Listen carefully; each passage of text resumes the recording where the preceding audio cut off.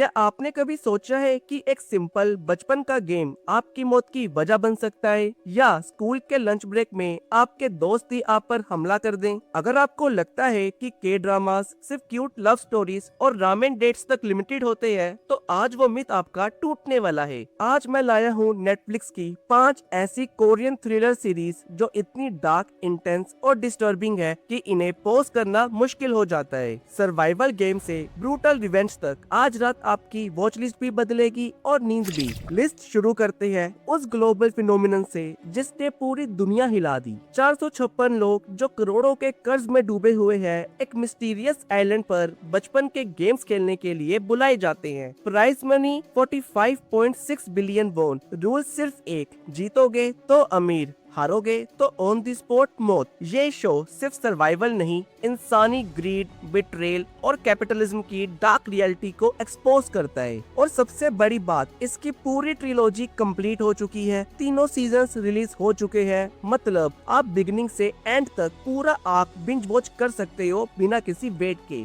यहाँ हर राउंड में सिर्फ प्लेयर्स नहीं, इंसानियत भी एलिमिनेट होती है। अगली सीरीज है all of us are dead, zombie outbreak. लेकिन बैटलफील्ड कोई सिटी नहीं बल्कि एक हाई स्कूल है। इमेजिन आप क्लास में बैठे हो और सडनली आपका बेस्ट फ्रेंड ही ज़ॉम्बी बन जाए। यहाँ कोई सोल्जर्स नहीं बल्कि सिर्फ स्टूडेंट्स हैं जो डेस्क और चेयर से सरवाइव करने की कोशिश कर रहे हैं। फास्ट पेसिंग, ब्रूटल एक्शन और इमोशनल सैक्रिफाइस इस शो को टिपिकल ज़ॉम्बी स्टोरी से अलग बनाता है। और रिपोर्ट्स के अकॉर्डिंग सीजन 2 2026 में एक्सपेक्टेड है, मतलब कहानी अभी खत्म नहीं हुई। ये स्टोरी सिर्फ ज़ॉम्बी हॉरर की नहीं बल्कि सर्वाइवल ऑफ फ्रेंडशिप की भी है। एंड ट्रस्ट मी, ये एक ऐसी सीरीज है जिसे देखकर मजा आ जाता है और सीजन 2 का इंतजार करना मुश्किल हो जाता है। लिस्ट में तीसरी सीरीज है किंगडम, एक सिनेमैटिक मास्टरपीस। 16th सेंचुरी का कोरिया, तलवारें, तीर कमान और एक मिस्टीरियस महामारी जो लोगों को ज़ॉम्बीज में बदल देती है। यहाँ राजा को एक साथ 2 जंग लड़नी पड़ती है, बाहर भूखे ज़ॉम्बीज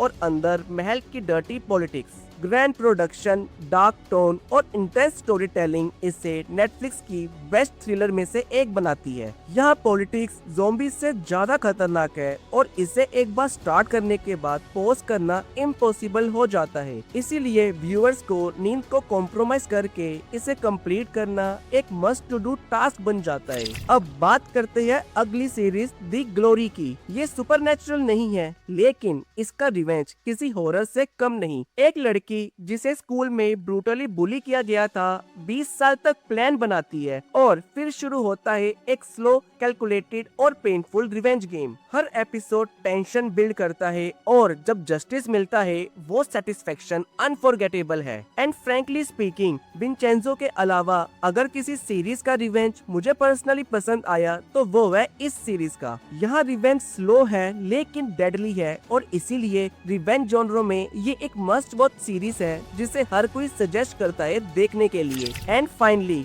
नंबर 5 पर है हेलबाउंड। सडनली लोगों के सामने एक एंजल अपीयर होता है और बताता है कि वो किस वक्त नरक मतलब हेल में जाएंगे, और उस एग्जैक्ट मोमेंट पर टेरिफाइंग क्रिएचर्स आकर उन्हें पब्लिक में ब्रूटली पनिश कर देते हैं। लेकिन असली डर डीमन से नहीं, असली डर उन लोगों से है जो इस फियर का यूज करके एक रिलीजियस कल्ट बना लेते हैं। ये शो सिर्फ हॉरर नहीं, इंसानी सोच और अंधविश्वास पर एक ब्रूटल कमेंट्री है। यहाँ जजमेंट डे से ज्यादा डेंजरस है ह्यूमन नेचर, और यही रीजन है कि ये series one of the best के ड्रामा सीरीज में से एक मानी जाती है। तो दोस्तों, ये थी वो 5 कोरियन थ्रिलर सीरीज जो आपका चैन और सुकून छीन सकती है। इनमें से कौन सी सीरीज आपने ऑलरेडी देखी हुई है और कौन सी सीरीज आपकी फेवरेट है, कमेंट करके जरूर बताना।